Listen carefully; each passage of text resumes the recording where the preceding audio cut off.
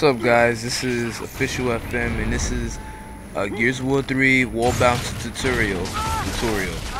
And I'm just gonna be giving some specific tips on how I usually wall bounce and how I got better at the game.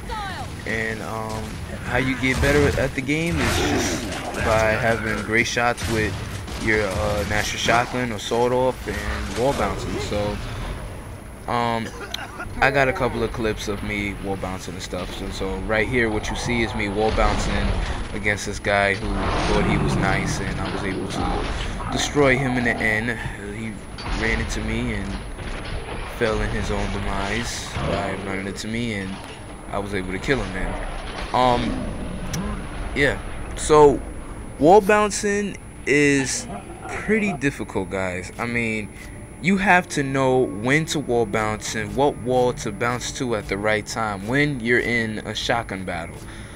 And I'm just gonna go to private match right here, and I'm gonna try to give some tips that will help you guys get better with your wall bouncing and etc. So you know, I'm in private match and on the map Old Town, team deathmatch, yeah, with a bot. So I'm not here to play against a bot. I'm here to show you wall bouncing and how you can get better wall bouncing, and that's just by practicing, starting up a private by yourself and just practicing, or you can practice with a couple of friends. And yeah, that's it really. And what you can do to improve your wall bouncing is you know, change different settings on your controls. So first, let me set up right here. I'm gonna set up right here and just look down the hallway. And this hallway is great for wall bouncing because it's just two walls that are facing each other, and you can, you know, wall bounce. So what you want to do is go to options and go to controls and make sure your settings are where you want it to be. This is my settings because I'm used to this, and I'm pretty good with my settings. And if you want to copy it, you can. And yeah, those are my settings. So I, you know, want to keep it high so I can be able to twist and turn in angles when I'm in natural shotgun battles, and be able to kill the enemy while blind firing.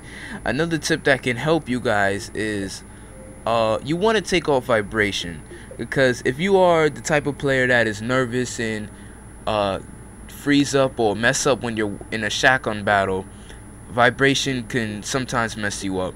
So you might want to take that off if, you know, if you're that type of person.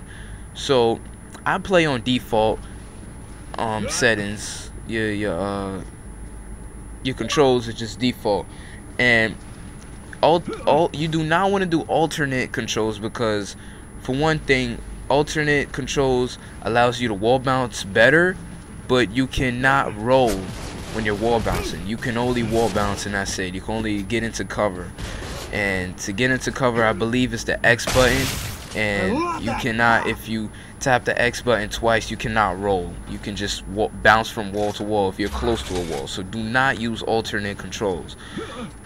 Default controls is good, because when you roll or wall bounce, you can just tap A, and it's just, you know, it's great. So yeah, and you know, this is just me wall bouncing, showing you guys how good this map is, and how great it is to wall bounce on this map. So yeah, and you know, there's a couple of tips to wall bouncing. And this is the first tip. If you want to get better, you know, I suggest you guys to follow this and keep on practicing, because you know, wall bouncing is not that easy. It's really not. It took me a long time to master wall bouncing. It really did. And it also depends on if you're a really fast learner, you're a really, you know, great gamer, and you know, a real fan of Gears of War in general. I'm not really a fan of Gears of War. I just love multiplayer. I love the gore, and especially in Gears of War 2. And you know, kept playing it, and got Gears of War 3, and I'm just loving it. So right here is a clip of me spotting out an enemy, and then this guy comes up, and I wall bounce and able to thrash him. So and also, you know, wall bouncing is great because you can always get out of sticky situations that you are in, and you know, if you want to get out of there, you can just bounce from wall to wall and dodge the enemy shots. Right here, I'm about to get chainsaw, so I immediately bounce from wall to get around that corner and run away. Another tip right here in this clip is me strafing. This is a part of wall bouncing, and it's really easy to follow and do. And strafing is when you move your left analog stick left and right, back and forth, like you're let's say dancing or whatever. If you're doing some kind of dance, or I don't know, it's just simply moving the left analog stick left and right when you're in a battle. And you always want to do this when you are in close quarters with the enemy. You do not want to be across the map and start strafing with the National Shotgun. Don't do that. That is just not good, because you know you're not doing anything. You're not close. The enemy will be able to kill you. But when you're in close quarters, watch this clip right here. My teammate kills him, and this guy comes in the room and completely misses me because I strafed. And that just saved my life, because I would have got killed and would have ended up like my teammate. So here I slowed it down so you guys could see exactly what I did and how I did it at the right time. So that is strafing, when you dodge the enemy's bullets in close quarters. And everything is close quarters on Gears of War 3 if you have a National Shotgun. This right here is a clip of me owning a guy that has a sawed-off. Now this is sad. The sawed-off can kill you if you're anywhere close quarters. This guy, I don't know what he was doing, but he completely missed, and I was able to pop shot him and get the kill. And that's just really effective. That is really effective move with the strafing. You can really mess up your enemy just by strafing. Right here, I'm not really that close, but I was able to kill my enemy by 2 or 3 shots just by strafing and dodging the enemy's bullets. And this guy right here couldn't lock onto me because I was strafing also. So I want you guys to wall bounce and strafe. If you have trouble wall bouncing, always strafe, which is just dodging the enemy's bullets.